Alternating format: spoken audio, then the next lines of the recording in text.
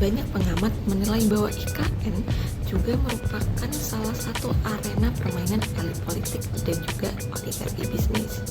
IKN menjadi contoh nyata bagaimana ruling class menentukan arah kebijakan strategis negara. Muska juga menyebutkan, elit mempertahankan kekuasaan bukan lewat kekuatan fisik, namun melewati legitimasi politik dan juga kontrol terhadap institusi negara.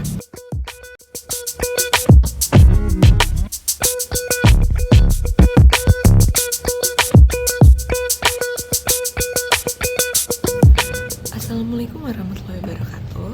Perkenalkan, nama saya Nasfara Dinda Kasih, salah satu mahasiswi yang mengambil mata kuliah elit dan juga kepemimpinan politik dengan NIM 174221056.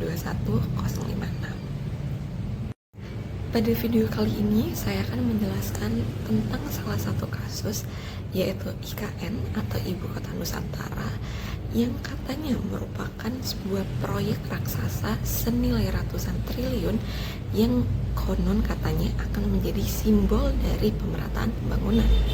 Tetapi di balik megahnya proyek ini, banyak pengamat menilai bahwa IKN juga merupakan salah satu arena permainan elit politik dan juga oligarki bisnis. Sejak diumumkan proyek IKN, proyek ini mendapat dukungan kuat dari pemerintah dan juga sejumlah pengusaha besar. Nama-nama seperti Sinarmas, Agung Sedayu Group, hingga para Taipan Tambang muncul sebagai investor utamanya. Di sisi lain, kebijakan pemindahan ibu kota ini diputuskan secara top down dengan partisipasi publik yang sangat minim. Kritik akademisi dan juga masyarakat sipil sering dianggap sebagai penghambat dan juga bukan malah menjadi masukan.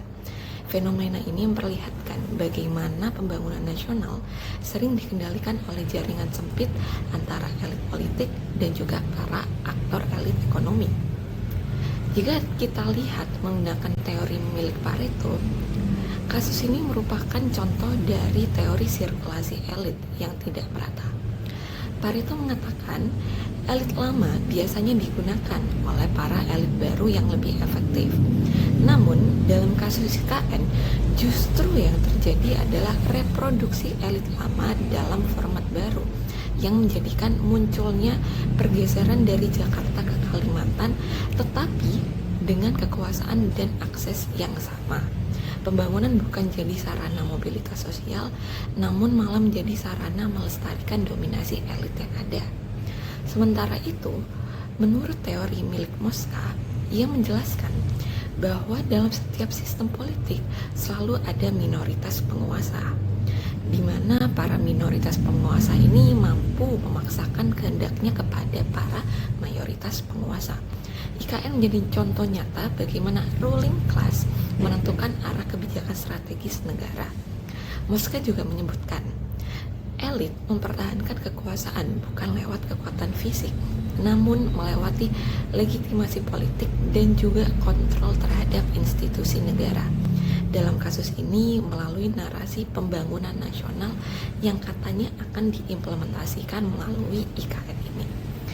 Kemudian yang terakhir, menurut Michels, dengan Iron Law of Oligarchy, ia menegaskan bahwa organisasi besar termasuk pemerintahan itu sendiri pasti berujung dikuasai oleh hanya segelintir elit saja.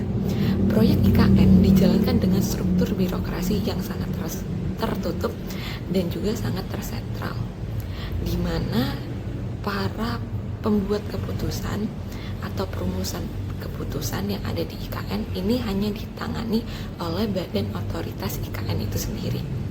Ini menunjukkan bahwa bagaimana prinsip demokrasi sering kalah oleh logika oligarki itu sendiri, di mana keputusan besar itu hanya diambil oleh sedikit orang dengan alasan efisiensi dan juga kepentingan nasional atau kepentingan bersama. Jadi kalau misalnya kita lihat dari kacamata teori elit, IKN bukan hanya sekedar proyek pembangunan, tetapi juga merupakan tempat proyek kekuasaan bagi para elit. Elit politik dan juga ekonomi berkolaborasi memanfaatkan narasi kemajuan untuk masyarakat, tetapi malah memperkuat posisi mereka dalam struktur negara. Mungkin itu saja yang bisa saya sampaikan dalam video kali ini. Sekian dari saya, terima kasih.